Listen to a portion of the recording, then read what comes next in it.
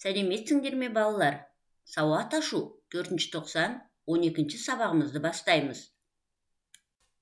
Бүгінгі сабағымыздың тақырыбы біздің кафеде тасымал деп аталады.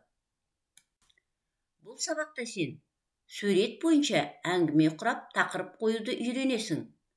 Сөздерді дұрыс тасымалдап, тасымалдауға болмайтын сөздерді ажыратуға дағдыланасың. Балалар, біз өткен сабақта тасымал ұғымымен танысқанбыз. Жазу жолына сыймаған сөз буынға бөлініп тасымалданады. Сөздердің тасымалданбаған бөлігінен соң сызықша дефис қойылады.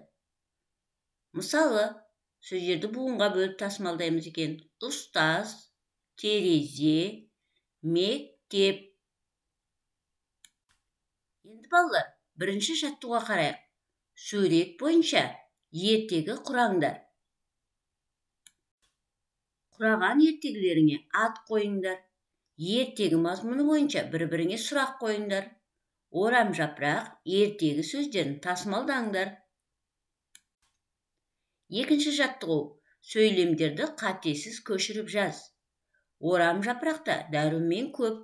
Ондағы Б дәрумені көздің көруін жақсартады. Дәрумендер сөзін тасымалдап жаз. Үшінші жаттығу есіңе сақта. Сөздер буынға бөліп тасымалданады. Мысалы, кекілік деген сөздің дұрыс қалай тасымалдау керек?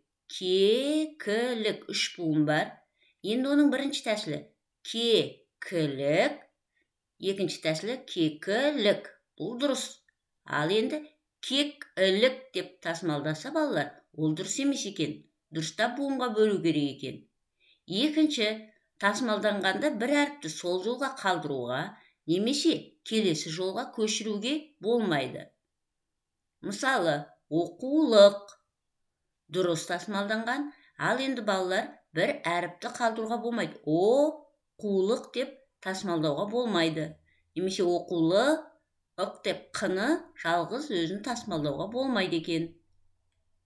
Үшінші, бір буынды және екі буынды сөздер тасымалданбайды. Екі буынды қандай сөздер тасымалданбайды? Жаңағы бір әріп қалатын ата, әже деген. Ал бір буынды ай, бұлт, күн, сен деген сөздер мысалы тасымалданбайды.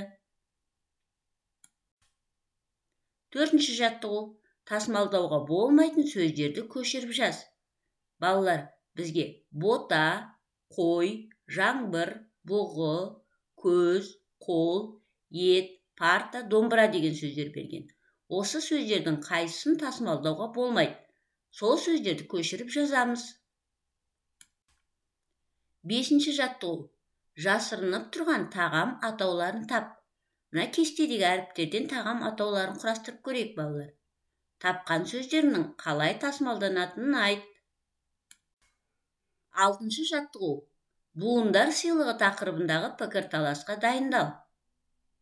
Үздік оқушылар сыйлық алды. Сыйлық саны әртүрлі. Мысалы, Айгүл 2 сыйлық, Нұрсәуле 3 сыйлық алды. Сыйлықтың қалай бөлінгенін тауып айт. Дәптермен жұмыс.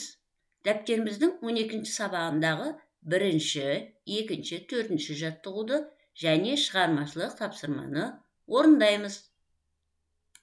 Жарайсыңдар балалар, іске сәт.